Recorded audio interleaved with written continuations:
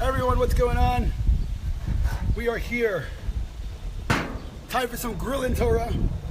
All right, I got a problem with my Facebook. I don't know what's going on, so if you're signing on, let me know, because I'm not getting any responses here, but it's all right. I know that it's live, so we're putting on the chicken.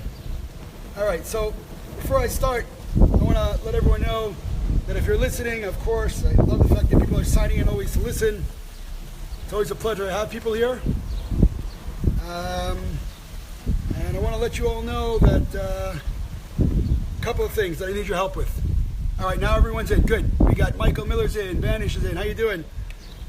So first of all, welcome some grilling Torah. Number two is, you know what my first priority is, right, people? It's Israel and the IDF soldiers. So, first of all, invite friends in, family in. Let's get some Torah done. Let me know if you can hear me or not. That's number one. And of course, number two, letting everyone know that I'll be in the States next month on a speaking tour about Israel and the IDF, and looking for some more places to get to. So if you're in North America, you want me to come out to your community, shoot me a line. David, what am I making? I got some, here, I'll give you a look down. That's going on right there. In any case, I'm also going to put on, all right, like I said, first things first, let's take care of the soldiers. So everybody who's watching this video, I really would appreciate you joining me. There's the link right there. After you watch the video, hit that link and join me as I continue to say thank you to IDF soldiers. All right, let's talk, people. Before I talk, let me see who's here. Let me see who's in the house. I got 3 people in. Let's go. Let's invite some more people in. We're going to get started in 2 seconds. All right, let me go. Let's see what we got here. Let's invite some people in. Let's go. Invite some.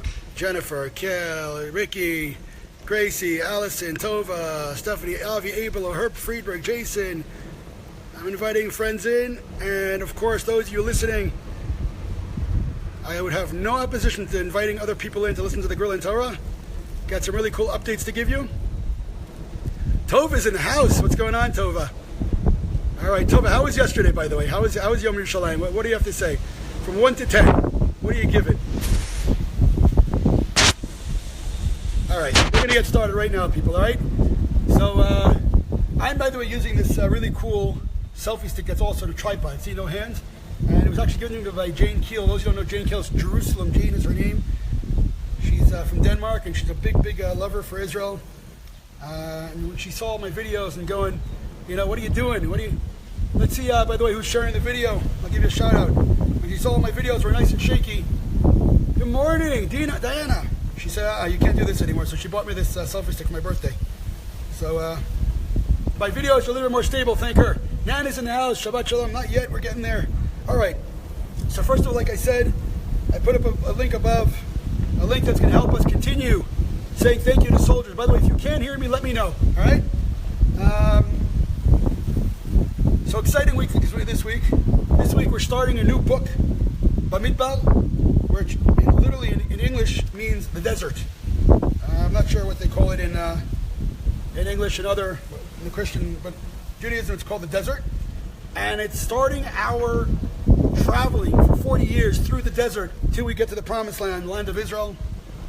And what's interesting, you would think that the first part of this book, which is going to be filled with trials and tribulations of the desert, there's no water, there's no food, there's danger around, there's animals, people are having, problems, personal problems and physical problems, emotional problems, being stuck in the desert for 40 years. Can you imagine that? So you would think the first thing that you talk about, right, would be unity. How to keep unity within the nation, right? Have all the laws of, between man, right? Thou shalt not kill, thou shalt not steal, everything that will keep society in line. Numbers, thank you, Janet. Janet, happy birthday. All right, so numbers. Why it's called numbers? Well, the whole first portion of it is talking about the numbers of the nation of Israel. Hey, Dylan, what's going on? So everyone please share it, and I want to give you a shout out, whoever shares it, all right? So the whole first Parsha is talking about the numbers. It's talking about numbers of Bnei Israel, and that's a whole other class. Why did Bnei Israel have to be counted again? But we're not going to talk about that right now. I want to know The whole first parsha is separating the nation of Israel. They're calling out the different families. They're giving them flags. You're part of this group. You're part of that group. Literally separation. And then they do the worst thing you can possibly do in a society is trying to build. They put the Kohanim up here. They put the Leviim up here. Right? You have to serve. They have to give them. My God, that's not the way to build a society, right? What about equality? What about unity? Why make any classes, right? Why are there any classes according to God?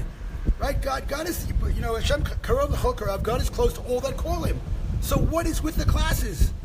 What is with the different classes and the different people and different statuses in Judaism? Why not make everyone alike? And why does that come before the basic laws between man? Why does that come before saying, okay, you have to treat your fellow man with respect? Thou shalt not steal. You can't steal, and you can't lend money with interest. Why does it come first? The first thing, thank you, Tammy, for sharing. I appreciate that. The first thing it talks about is separates the nation of Israel from, this is the Reuveni, this is the Reuven tribe, Shimon tribe, Levi tribe. Levi is all the way up there, of course, right? And it goes through all the tribes and numbers the people in that tribe. I mean, doesn't that cause like friction between the tribes? We saw that happen with Jacob. Jacob and his sons, right? Jacob, gave favoritism to Joseph, and that started a big wheel of trouble. So now God's doing it. Why is God separating the nation? So I think that the mistake is happening is that we are looking at the glasses of what God did with our glasses, with the 21st century glasses, right? Oh, equality means everything. Well, that's just the way it is. That's just the way. And equality doesn't. When I say you're not equal, it doesn't mean I'm better. We're just not the same. So before you can get to all the laws of between people, right? You got to set up society. Everybody has to have their job, right? And I can't be jealous of the next guy's job. I can't be, because otherwise the job that I had to take care of will not get done. I'm going to be so, so busy with being jealous of the guy that I'm jealous of. I'm not going to get my own job done. So when it was carrying the tabernacle, for instance, right? They literally split up with families. And the question is, well, what if I want to hold that corner or that corner? I want to hold the golden ark, the menorah, right? Well, if everyone's stuck and worrying about someone else's job and they're jealous of them without actually taking pride in their own job, that's how the tabernacle falls apart. So it's not about being better and worse. And this is our mistake today. Hey, Deborah, how you doing? Rachel, how are you? Welcome. This is our mistake in the 21st century. When I say someone's not equal, you hear that I'm better and they're worse. That's not what it's being said at all.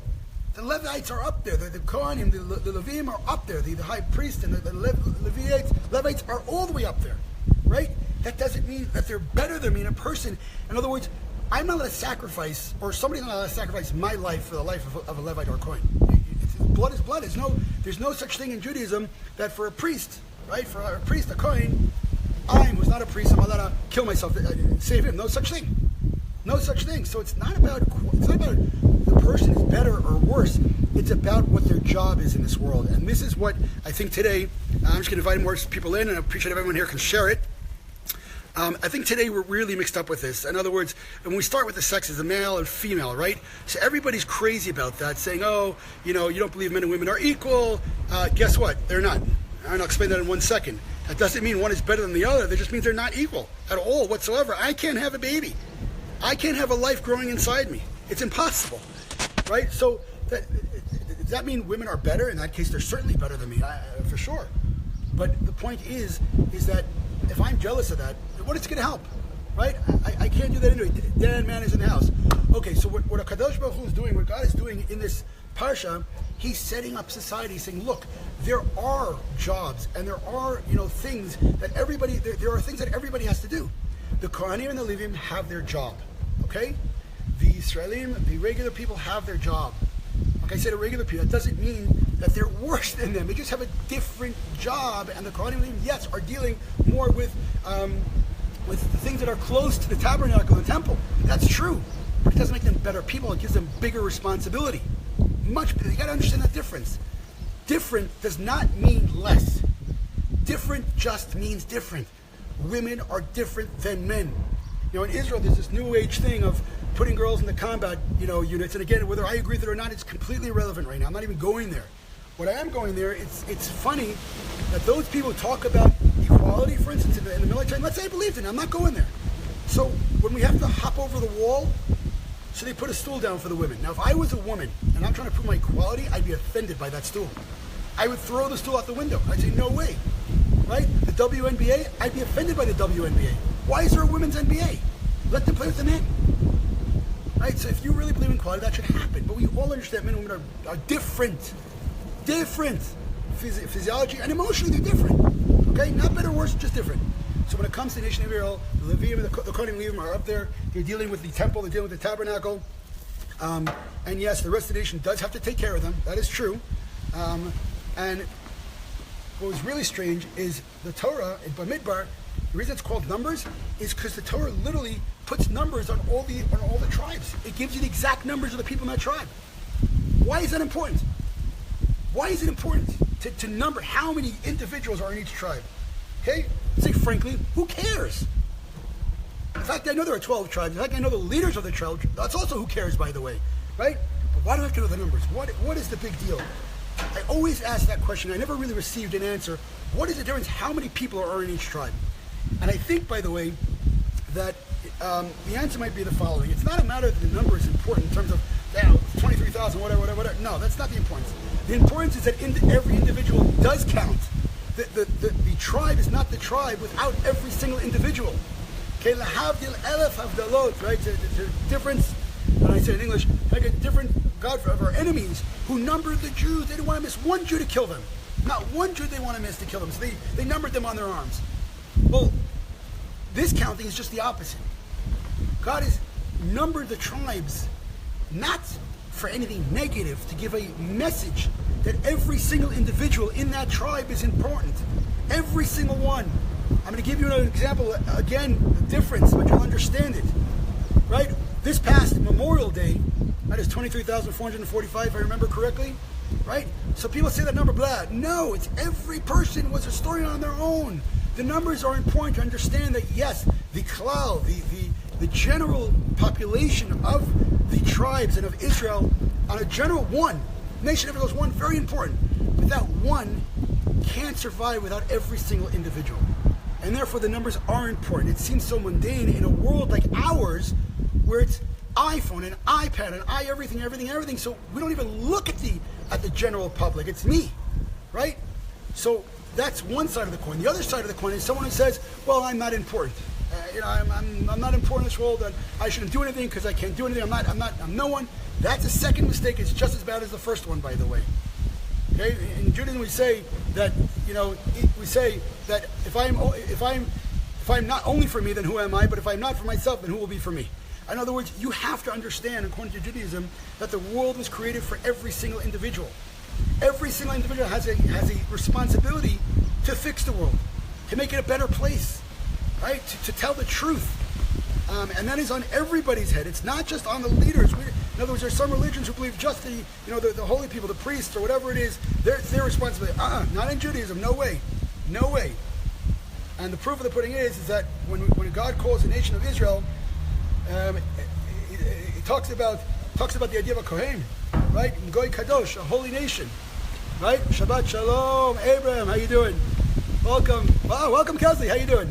Okay, so the point is the numbers are important. Not on if it was just general, they would just say the tribe of Shimon, the tribe of Reuben, the tribe of Shimon, the tribe of Levi. That's all you would say. The fact that they gave numbers was the point that the tribe is nothing without the individual. Nothing without the individual. So what we have to learn from here is no matter where you are in life, what you do, whatever your job is not, even if you're not working, you're not anything, you don't have any money, doesn't matter. You have responsibility in this world. And that's why the tribes are given numbers. Now I want to talk a little bit, and by the way, the flags, right? So flag does not separate, it just tells you where you belong, that's all. Belong not in a bad way, right? This tribe has responsibility to do this one has responsibility to do that. And there are borders. And today the borders are what's missing. I'm not talking physical borders in a country, obviously. I'm talking borders of society. Those are missing. Those are being blurred, and they're being blurred on purpose with every walk of life. And borders are very important. Everything from the borders to, of morality to the borders of everything. So that being said, I want to go and give you a little overview yesterday on Jerusalem. Yesterday already? Wow, 2 days ago. Jerusalem Day. So, I went to celebrate like I do every year. And my experience last year was I went to Damascus Gate. There were a lot of leftist activists there from overseas. and a lot of Muslim youth. And when I say Muslim youth, again, I'm not saying Arab on purpose, because what they were screaming there when we were there was Allahu Akbar. They weren't screaming Palestine. Okay, so I'm not classifying as Muslim youth because I don't like them. Just they were Muslim. That doesn't mean good or bad yet. That just means what they were. In any case, what we're celebrating, for those that don't understand, and by the way, I was on Al Jazeera. You caught me. I was on some Al Quds place. I was on this new guy's blog, Left Religion. I don't know what he's called. I'll put the link up in a second. And I had conversations with everyone, and my conversations with them were to realize the truth, not to kick them out, to realize the truth. And it happened every single conversation that I had that they were just wrong. And they weren't wrong because I'm great. They were wrong because they didn't have the facts. They didn't have the knowledge. Now I'm talking to everyone who watches me. You cannot scream and curse at people. That is not what we do. You have to explain the knowledge. Now might be some people who know the truth and still are lying. Okay, but I still talk to them. And I talk to them not because I'm going to convince them. I talk to them to teach everyone else listening to the conversation. Everybody else listening. It's so important to get the information out there. Now, by Sha'ar Shechem, where there were 3 terrorist attacks over the last year of attempted stabbings, so the Jews are walking through and they're celebrating one of the gates of Jerusalem. What are you celebrating? What am I celebrating? I'm starting to walk freely through Jerusalem. I'm celebrating that 50 years ago there was a wall that the Jordanians put mid-Jerusalem that Jews could not walk into the old city. I'm celebrating freedom. And I actually had some conversations with the people over there, the Arabs, the Muslims, and we spoke. Some of them were very, very, civil and this and that, and they realized that they have a problem with what I'm saying in terms of that they can't prove me wrong. Others were violent and screaming, but the most violent people were the left-wing activists. Those were the most violent people, when I was talking to them at least. Okay? They were screaming, they were cursing, calling names. The Muslims that I spoke to were actually kind on Yom Yerushalayim. And so, and I say again, that the reason we were celebrating is because the 7 gates of Jerusalem, most of them, as a Jew, you can't walk through the rest of the year. Sha'ar HaRayot, the Lion's Gate, where the IDF liberated Jerusalem from, if I walk through the way I am with my keep, my tzitzit out, even though I have a gun, I'll be attacked. Okay, Sha'ar Shechem I walk through every now and then, but again, most people don't. They're scared to walk through there. Now, people say, well, you can't generalize. Yes, I can. And I'll tell you why I can generalize. Although, when I spoke to the Muslims yesterday, someone was very nice to me. The man who's in the Al-Aqsa Mosque giving classes every Friday is inciting every single Friday to the murder of Jews. So where is the sane voice? Where is that voice saying, no, we don't believe in him? I saw it on Facebook, and I'm not going to call her out because I don't know if she wants to be tagged. But I have a friend who's from that religion. And she does, not only does she not behave like this, she condemns it with the loudest voice possible. And that's the problem. That's what we're talking about. That's where the problem begins and ends. The idea that there's no voice that's coming out and saying, get that guy out of Al-Aqsa Mosque. He can't speak anymore. And until I hear that voice, of course I'm going to generalize. Because if a rabbi would get up anywhere, most places at least, and say, kill all the Arabs, he'd be thrown out of the synagogue, in most synagogues. Certainly, the head rabbi of the cult of the Western Wall, if he ever said that, he'd be fired in a second. So, yes, I'm generalizing, and not because I think everyone is like that, but the general feeling was like that. That being said, and this might shock you, I met a very interesting sheikh who was in the old city. He was actually walking, and I stopped him, and I said, Marhaba, ahlan wa sahlan, how are you in Arabic? Alhamdulillah, thank God. We start talking. This man tells me that he's Palestinian from birth, he's nothing nationally, and he doesn't want to be anything nationally. I'm the guy who always says, I'm not accepting the Palestinian narrative. And that's still true with this guy. He's not accepting it. He doesn't want to be nationally Palestinian. He said he was born in Palestine. That's wonderful. Jews were born there. Christians, that's great. That's no problem.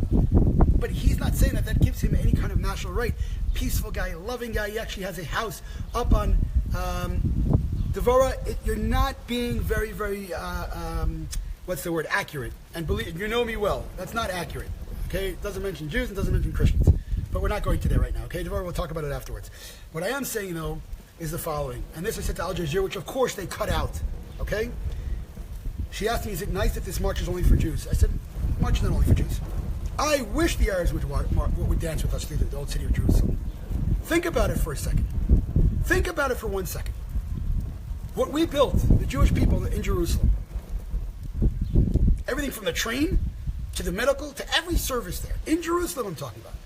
When have the Arabs ever had it so good? when have they ever had it so good? So I don't know. I think they shouldn't be demonstrating, being violent and screaming Allahu Akbar and holding. They had posters up of the terrorists who were in jail, and the leftists. That was an incitement for them. He said the leftists I was arguing with, they weren't going, oh, look at those guys are holding posters of murderers. They were looking at the Jews and saying, oh, they're singing whatever it is. Not whatever it is. Some of that. And by the way, some of the kids misbehave. And if I ever see a guy hitting or attacking or spitting or doing anything else to an Arab, simply because he's an Arab, he's going to have to deal with me. I will jump him. Okay, this has nothing to do with that behavior. I don't accept that behavior even the slightest. Don't think that I do. But this is not what the march is about. This is not what the celebration is about. And no one should make it that. No one should make it that. And I turned to one of the Arabs and said, why aren't you dancing with us? Why aren't you, who live in Jerusalem, dancing with us? You see how far the city has evolved. You see how beautiful the city. You see everything. You have services in Jerusalem that you never dreamed about having. You should be dancing with us. And he laughed. I said, why are you laughing? Why are you laughing? You live in the city. You have freedoms that your brothers and sisters around the Middle East can only dream of. You should be dancing with us. So one guy on the way in, I said this to him, he goes, you know what happened to me if I danced with you? He shook his hand, he said, thank you. You understand? Even the people who are moderates and understand that it's not a problem for Jews to dance with the old city, they can't even join us if they wanted to because they're scared for their life. And I've said this once and I've said it many times. I'm going to close off with a comment about this parsha again. The conflict is based on fabrications. The conflict is based on a national claim by the Arabs that we sometime took their country named Palestine. Never happened. Never happened. And even the Arabs that I spoke to on Yom Yerushalayim, it's on my Facebook for those who are watching the videos, I said to them, give me the year where Israel took an Arab place called Palestine and I give it back to you. Nothing. Zero. One girl showed me that a great-great-great-grandfather was a Muslim from the Turks' time or I don't know what. I said, wonderful. I'm not telling you he was here, but that doesn't give you a national claim. That gives you a right to live here in peace, but that doesn't give you a national claim. And every single one, both the Arabs that I was talking to as well as the leftists who I was talking to, the Arabs actually were not more accepting, but they had a bigger problem than the leftists. Because the Arabs, they were saying, you're right, but we have to figure out a solution. The leftists were like, no, it's not true. Shabbat Shalom, a little late, so we'll have to listen from the beginning. No problem, Lydia. So, I think next year what I'm going to do, before Yom Yerushalayim, you'll have to all remind me, is I'm going to get Arabs, a group of Arabs, Christians or Muslims, to dance. I want them to come with us through Jerusalem, saying we are citizens of the country. We have freedom here. We love this country. I wonder if we can get the Arab parliament members to go through. Arab parliament members. I wonder if we can get the Muslim Supreme Court, judge to walk through. Never know. Lilia, thank you for sharing. I appreciate it. But again, I truly think, and I believe, and I do, that the Arabs who truly want peace should be dancing with us. Truly. And I'll say one more thing. If there's an Arab neighborhood in Jerusalem of people who are not at all advocating for terrorism and their roads are not built, I want to build the roads. I want to help their sewage there. But the problem is, we built a train. We built a light train in Jerusalem, and it goes to the Arab villages. Every single day it gets stoned. Every single day windows are broken and millions of shekels of damage. What do you want? You want the train going through your neighborhood, or you don't want the train? So is it everybody? No. Where are the leaders? Where are the parents? And I'm not saying Israel's perfect, but every single day through that neighborhood, Shuafat, the train gets bombarded with rocks and windows are broken. Well, what does it say for us, the Jewish people? Well, here's my answer. This week's Parshat Bamidbar. What is a desert? What is a desert? A desert is a place where there's no water. There's no hope. You look out and you just see brown. There's no life. There's nothing out there. No resources. It's an empty land. And we're there for 40 years. That was our training ground. That was our training ground. Our training ground was 40 years in the desert. And if we made it through that dead desert, we realized that we made it through there by Kadosh Baruch Hu, by the grace of God. No matter what problems we have, no matter how down it's looking, and it's not looking down, people, I'm sorry. But if it is looking down, we made it through the desert. And again, we made it through Egypt. But at least there was a society there. Yeah, they were killing us, but it was desert, there's nothing. It was so bad that the nation of Israel said, bring us back to Egypt. So what we learned from the desert, and maybe that was our training ground when we come to the land of Israel, never lose hope. Never lose hope. Ever, ever, ever. And there are rules in the Torah of taking care of strangers, people who aren't Jewish. And the people, I'm talking to the Arabs, I'm talking Muslims, Christians, everybody who lives in this country who are not Jewish. Listen to me very carefully. Choose life. Dump your leaders who are talking about a national Palestinian agenda. Dump them. They don't want the good for you. They want you to be dead. They want you to fight. They want you to explode. They want you to die. I don't. I want you to live. I want you to live a beautiful life. A beautiful life in the Jewish land of Israel, the Jewish state of Israel. That's right, the Jewish state. That doesn't mean that we're going to kick you out. We are not like your brothers and sisters across the Middle East, where Jewish population has gone to zero and Christians are being slaughtered across the Middle East. No, that's not what it means here. A Jewish country means we have by Jewish ideals. Jewish ideals, in terms of a resident of Israel, a Ger Toshav, gives the non-Jews respect, ultimate respect. If you have one pillow in the house, you got to give it to them. So don't get scared of the word Jewish state. Those are your leaders inciting you to violence. And look where it's brought you. Where has it brought you over 69 years when you've been fighting for what? Is your life better under Hamas? Is your life better under the PA? So come on. Stop it. Just come and live. Live under the Jewish state. And be happy. All right, people, that's about it. Before I get off, I'm going to tell everyone again three things. Share the video, everyone. Let me know what you thought in the comments. I'm not seeing comments right now. I don't know why. Number two is I'm putting up the link right now for IDF soldiers. So everybody who's listening to me and everybody who cares, if everybody click that link, everybody watches this, right? And just made a small donation to the soldiers. It will make their lives a little bit easier. And it would be great to do that. That's number two. Number three, I'm just reminding everyone I'm coming out to the States mid-June next month, mid-June, on a speaking tour, as well as a fundraising tour for Standing Together with the Soldiers. If you are living in North America and you want to do something in your community, be in touch with me. If you can't have me over there, fine, I'll show you how you can do it. We have a built-in online campaign platform which you can do for your community. And it's a really quick, you can put pictures up and everything else. So if you want to do that and you want to be involved, shoot me a line and we'll get it started. Wishing everyone a wonderful weekend. Shabbat Shalom from the beautiful, beautiful rolling hills of Judea, Israel. Diana, thank you. Everyone, don't forget to share the video.